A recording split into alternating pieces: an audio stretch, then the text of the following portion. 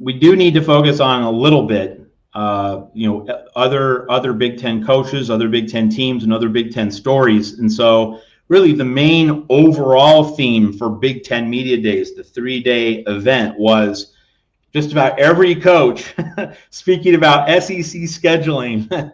And right before we came on the air, I noticed on Twitter, SEC Commissioner Greg Sankey said, "Wow, people were tweeting about that other conference." And there's that old SEC logo. It's the circle with like the big S, the really big E, and then the somewhat big C. And there was a graphic that had TOC instead of that SEC logo, and that came from Greg Sankey's Twitter feed. So obviously, Greg Sankey, like he's noticing. I mean, he's bothering to comment about the Big Ten. Like, and it brings up the point, who's living in whose headspace here? Because the Big Ten has won the last two college national championships with Michigan and Ohio State, and of course, Washington, now in the Big Ten, was a runner-up in 2023. Greg Sankey, are you kind of worried about the Big Ten? Are you you seem to be paying a lot of attention to the Big Ten? And it was just funny. Stuart Mandel, the longtime college football journalist, he's now the editor of the college football section at The Athletic. He tweeted out on Thursday that the Big Ten is in la-la land. Like, he said that. And he said that it's so weird that all the Big Ten coaches are talking about SEC scheduling. What's weird about this? Ethan, help me out. What's weird about the Big Ten's playing 9 conference games, the SEC's playing 8? This imbalance has existed for a very, very, very long time. Like, this needs to be resolved. This should be resolved. These two most powerful conferences should be playing on a level playing field, and they're not. Of course, the Big Ten and its coaches should be talking about this, because the SEC and the Big Ten are in a fight for whose playoff plan carries, how the postseason format is going to be handled. It's just so bizarre that Stuart Mandel, of all people, someone who has been covering college football for a long time, generally smart guy, knows a lot of things about college football, that he would call this weird for the Big Ten coaches and the conference to talk about SEC scheduling. Seems like the most normal thing in the world, Ethan Inman. Yeah, it's surely a really interesting situation. I mean, that other conference remark comes from, I believe, James Franklin during his Penn State media availability refused to name the SEC and kept calling him that other conference, that other conference, that other conference. Which also, James Franklin kind of back and forth there, also criticized the event being in Las Vegas and said that was not Big Ten country. So, he's kind of all over the place on that whole thing. But I do think that this just indicates that there really is, this has really become a 2-conference rivalry mostly. I mean, and both conferences do care about what the other conference is doing very much. I mean, it's clear in James Franklin's attitude. He's refusing to name them. It's kind of like when USC fans talk about the other school.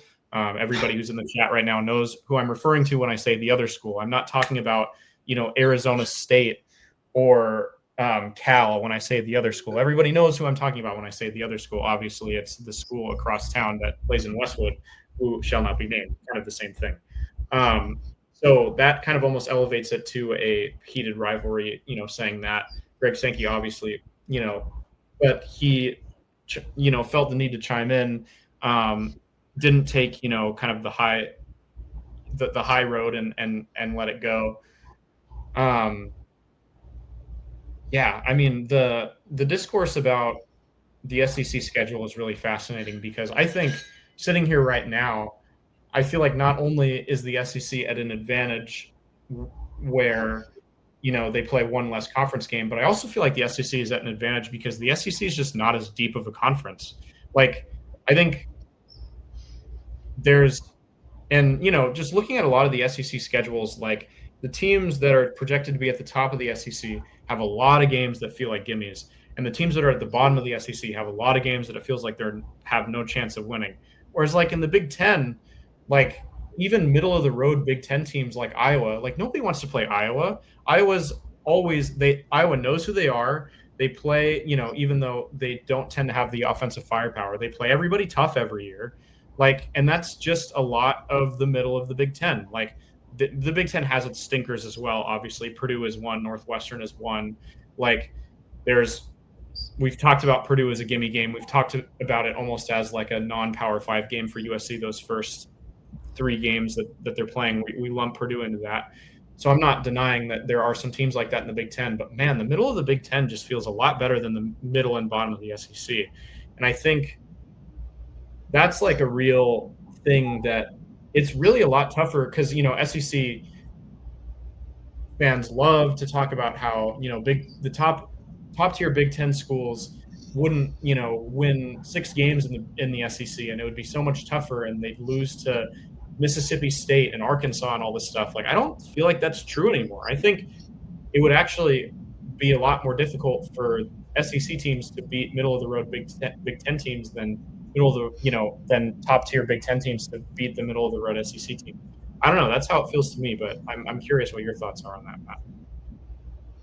I think I would generally agree, at least, based on the past couple of seasons, the middle of the Big Ten has been better than the middle of the SEC. One other thing about the SEC is, there usually seems to be at least one team from the SEC every year which goes 2-6 in the conference and then plays 4 cupcakes out of conference to go 6-6 and get to a bowl game. So when we talk about teams and their overall records, 6-6 Big Ten teams are generally better than 6-6 SEC teams for that very reason, that the SEC teams are playing just the 8 conference games instead of the 9.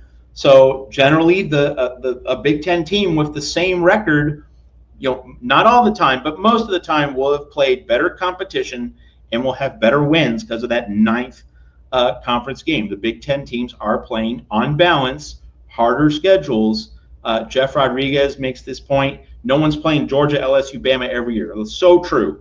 They make sure that the elite teams play 1, sometimes maybe 2, but usually just 1 of the really top dogs, and they ration that out. They make sure that the top teams aren't going through a full gauntlet most seasons. They parcel out those games. Like Georgia and Alabama, they're playing, they played last year. They have out their home and home, but then they go several years between playing each other. The SEC has been very crafty in doing that. So yeah, the SEC schedule narrative, it's overplayed in terms of its strength, and the Big Ten coaches are absolutely right to call out, those FCS cupcakes, all the things that people are talking about in the chat.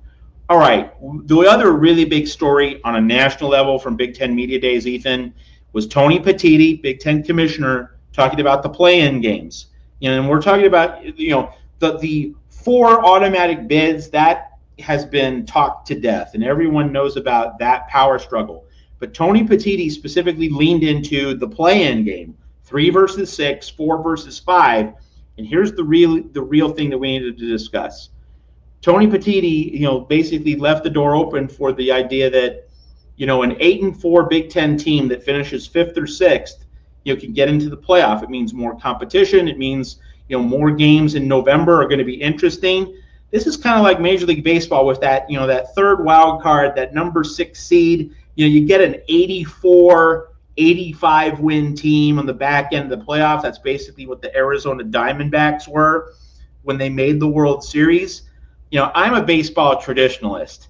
I don't like an 85 win team making the playoffs. You play 162 of these things. At least be like an 89 win team. 18 above 18 above 500. An 85 win team. 85 and 77 getting into the baseball playoffs. That doesn't sit well with me. But I get it. You're selling tickets in more markets. You have more playoff berths. That means you're selling more tickets. You're generally going to get better TV ratings later in the season. I get the economics of it, but an 8-4 team getting a chance to play its way into the playoff, yuck. And I mean, this might be USC. I don't want to get into the playoff like that. I don't want to get into the playoff as an 8-4 team. I want to get in because I'm good.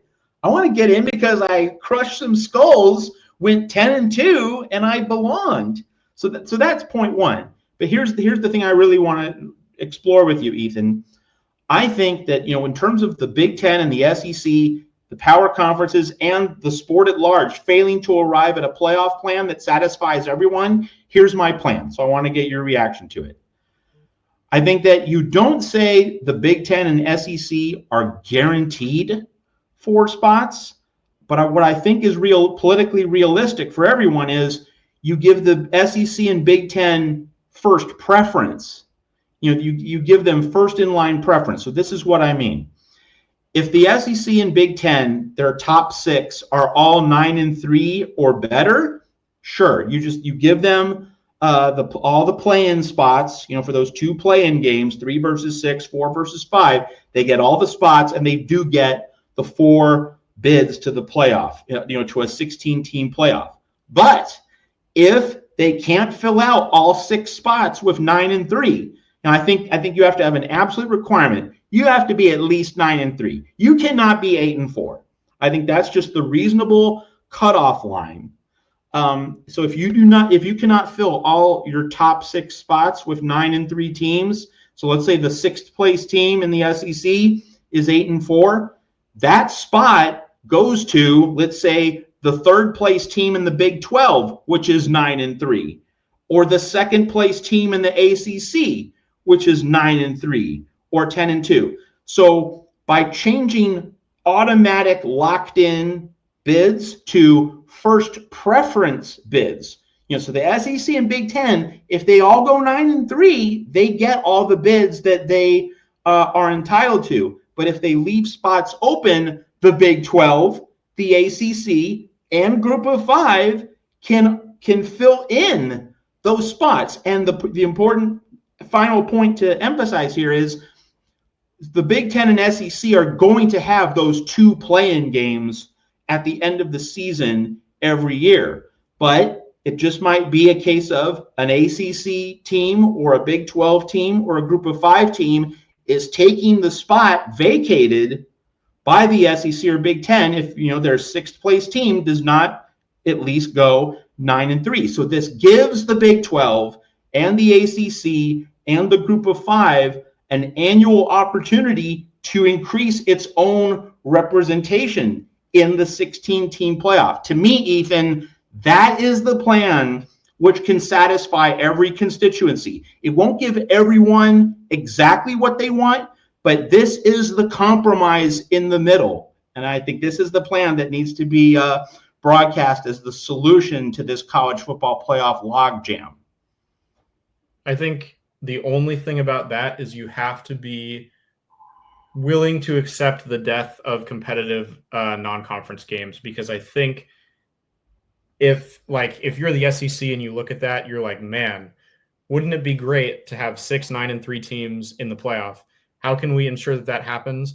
We play 3 FCS schools. We have everybody play 3 FCS schools or 4 FCS schools at the current SEC schedule. So then you have the SEC, they're not going to go to 9 conference games, and they're certainly not going to schedule any Big Ten opponents or even like Big 12 opponents or even Pac-12 opponents outside. It's going to be like, the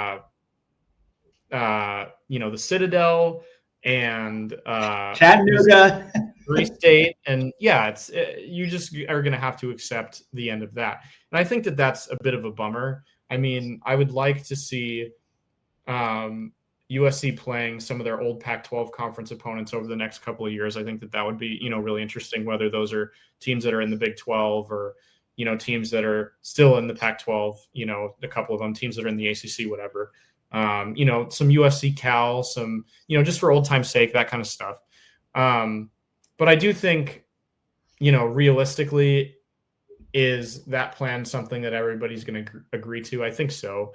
I do think also it, poses, because of that, needing kind of the lesser opponents to strengthen your conference's bid at as many playoff spots as possible. That puts the USC-Notre Dame rivalry at risk as well.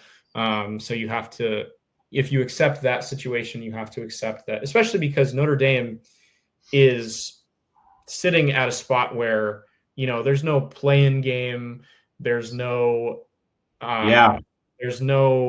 even conference championship game.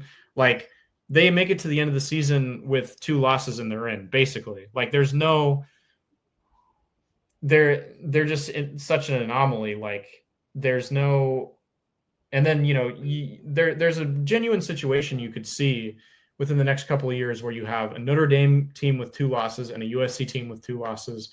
And the Notre Dame team is just like sitting by, waiting for their chance to play in the college football playoff, while the USC team is having to scratch and claw their way in via the Big Ten championship game, via some sort of play-in game, whatever. So yeah, I think you have to accept that that's going by the wayside. But based on, what the SEC wants, which is, the 4+11, because they feel like their conference is so much better and they feel like they're always going to get those bids. And then based on what the Big Ten wants, which is as many, which is automatic bids so that you can get a bunch of Big Ten teams in. This gives the Big Ten a bunch of opportunities to get in if they prove it. But yeah, I think the only consequence there is, like I said, a lot of real cupcake games there at the end, which you may consider an acceptable consequence because it gives you, these more entertaining games towards the end of the season, the more entertaining, more meaningful games. But yeah, I think that's the consequence to keep in mind. And a lot of teams are going to be weighing that really seriously, like USC, who has this rivalry they want to kind of continue. There's a couple other teams who are in that situation. I think they're going to think about that pretty heavily. But it'll be interesting. It'll be interesting to see what they decide on. If they, decide to kind of, hold fast to wanting automatic bids because they want to preserve these rivalries, or if they kind of give in a little bit because they realize the opportunity to compromise with the SEC here. And so, besides because people are thinking along the same lines that you are, Ethan, this is just going to destroy non-conference scheduling. We just put in a rule. You get to play 1 FCS team. You're not allowed to play more. I mean, if you do want to play more, then you need to go 10-2 instead of 9-3. We could perhaps do that, or maybe we could say if you play 2 FCS teams, you need to go 11-1. So we could make it punitive for teams to play 2 FCS teams. You just put in a few extra rules, regulations that could solve, at least to a certain extent, this problem of the playoff. But it's going to be interesting to see how this Big Ten SEC power struggle continues, and if there is any agreement before the end of the year. And, if not, then we're just going to stay with a 12-team playoff in 2026, which, I don't think a lot of people are going to hate that. I don't think people are rushing to get to 16 teams just yet, like letting it sit for a 12-team playoff for, let's say, 2026 and 2027, and then maybe in 2028, the sport will be ready for 16. Like, I don't think people are going to be devastated by that particular outcome. And of course, we come back to USC. I don't want to get into the playoff at 8-4. I want to get into the playoff because we're really good, because we're 10-2. And of course, we've talked about that if this defensive line is as good as the coaches think it is, then 10-2 becomes a very realistic